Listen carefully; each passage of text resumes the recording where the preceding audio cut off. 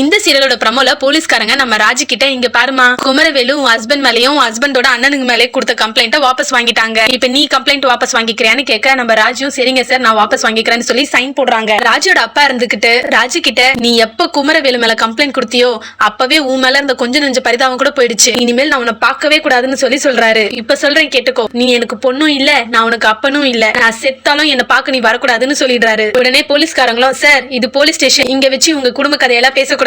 உடனே ராஜோட சித்தப்பா இருந்துகிட்டு அண்ணன் இந்த குடும்பத்துக்கு எடுத்தவங்க நம்மளுக்கு என்னென்ன பேச்சு, வான போலான்னு சொல்லி அவரோட அண்ணனை கூட்டிட்டு போயிடுறாரு. குமரவேலு அவங்க வீட்டுக்கு போனதுக்கு அப்புறம் நம்ம ராஜேச்ச நம்ம அவளை எவ்வளவு பாசமா வளர்த்தோம், அந்த வீட்டுக்கு போனதுக்கு அப்புறம் அந்த வீட்டு ஆளுங்களாவே மாறிட்டா, நம்ம மேலேயே அவ கம்ப்ளைண்ட் கொடுத்துட்டான்னு சொல்லி கோவப்படுறாரு. உடனே குமரவேலு அம்மாவும் டேய் நடந்தது நடந்து போச்சு, ஏன்டா சும்மா அதையே சொல்லிக்கிட்டு இருக்க, விட்டு தொலைடான்னு சொல்றாங்க. இன்னொரு பக்கம் நம்ம கோமதி இருந்துகிட்டு பாண்டியன் கிட்ட என்னங்க நம்ம பசங்க போலீஸ் ஸ்டேஷன்ல இருந்து வெளியே வந்ததும் நீங்க அவங்களை அடிக்கலன்னு கேக்குறாங்க. அதுக்கு நம்ம பாண்டியனும் நான் ஏன் அடிக்க போறேன், பசங்க ஒரு தப்பும் பண்ணலையே, யாரையாச்சும் வீண் பம்பு இழுத்தானுங்களா இல்ல யாரையாச்சும் கிண்டல் பண்ணானுங்களா, என் மேல ஒருத்தன் கை வச்சிட்டான் தான் அவனை போய் அடிச்சானுங்க, அப்படி இருக்கும்போது நான் ஏன் என் பசங்களை அடிக்க போறேன்னு சொல்றாரு. என் பசங்களை நினைச்சு நான் பெருமை தான் படணும்னு சொல்றாரு. எனக்கு ஒரு பிரச்சனை வந்தோடனே என் பசங்க எனக்காக வந்து நிக்கிறானுங்களே அதுதான் எனக்கு சந்தோஷம்னு சொல்லி சொல்றாரு. இது போன்ற பல சுவாரஸ்யமான நிகழ்ச்சிகளுக்கு நியூ லைன் சினிமா சப்ஸ்கிரைப் பண்ணுங்க. தேங்க்யூ.